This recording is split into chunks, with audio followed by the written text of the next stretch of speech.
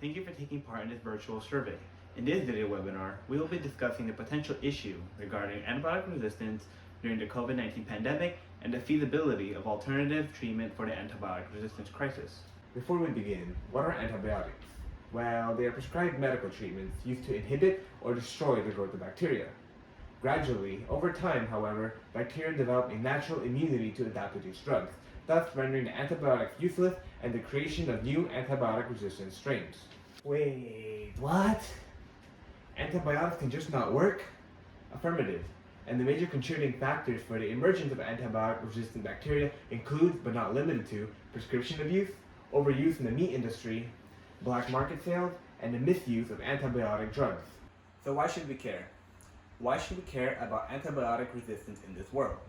Well, antibiotic resistance affects everyone, regardless of age, race, or gender. Bacterial pathogens have shown the potential to heal the pandemic, such as the bubonic plague, which has caused the Black Death. Fortunately, we are able to use the antibiotics that we currently have in our arsenal to prevent this from happening. However, since we clumsy humans continue to misuse and disrespect antibiotics, this has caused an increase in antibiotic-resistant strains. Most notably, we see a decrease in the amount of time it takes to develop resistance. In short, the current production of new antibiotics are outpaced by the increasing resistance of bacteria.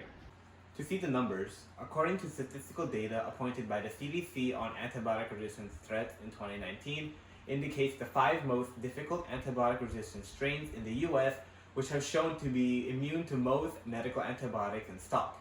As of 2019, it is recorded that Clostridioides difficile with 223,900 cases and drug-resistant Neisseria gonorrhea with 550,000 cases in the US. Upon seeing the abundance of the cases in the US of antibiotic-resistant bacterial strains, the case numbers continue to rise and could potentially cause the next widespread outbreak, and could also lead to the next pandemic. Teaming up with science and innovation, a new possible treatment option has been seen to be feasible in small-scale studies. Here we will introduce the use of lytic bacteriophages as a means of alternative treatment to antibiotics. Wait, so we are using viruses to fight bacteria? Isn't COVID-19 a virus? Well, yes. Lytic phages and the novel coronavirus disease of 2019 are both viruses. However, lytic phages work by using specialized keys known as receptors that can only infect specific bacterial hosts that have the corresponding shape of that key. This is only found on specific bacterial species. This creates a specificity that prevents the virus from infecting human body cells or the beneficial bacteria in the digestive system. This compares to antibiotics, which are much more broad and can disrupt the human microbiome. To sum it all up, antibiotics are like explosions that destroy everything around it, whereas bacteriophages are like sneaky little assassins that have one target in mind. So what are some common ways to administer lytic bacteriophages? Delivery methods for bacteriophages that are seen to be more effective in treatment include intravenous injections or topical applications. Intravenous injection methods encompasses the use of either lytic bacteriophage cocktails, which utilizes a broad mixture of bacteriophages to combat a wide range of bacterial hosts.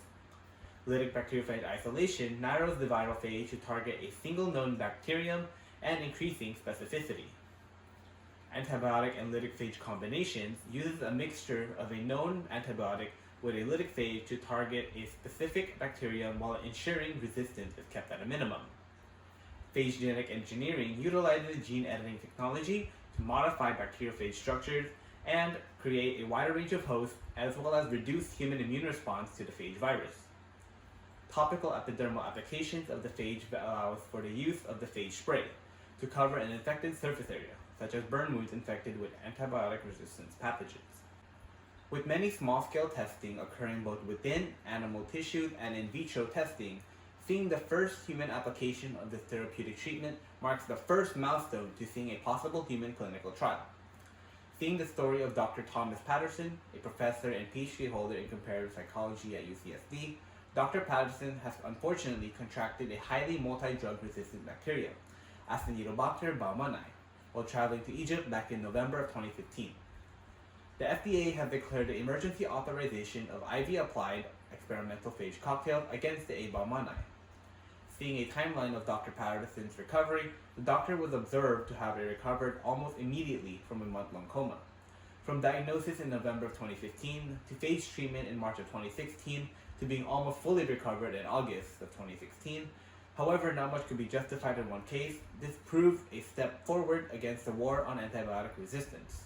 Upon seeing the abundance of cases in the US of antibiotic-resistant bacterial strains, the case numbers continue to rise and rise and rise and rise, just like the COVID-19 counter back in April.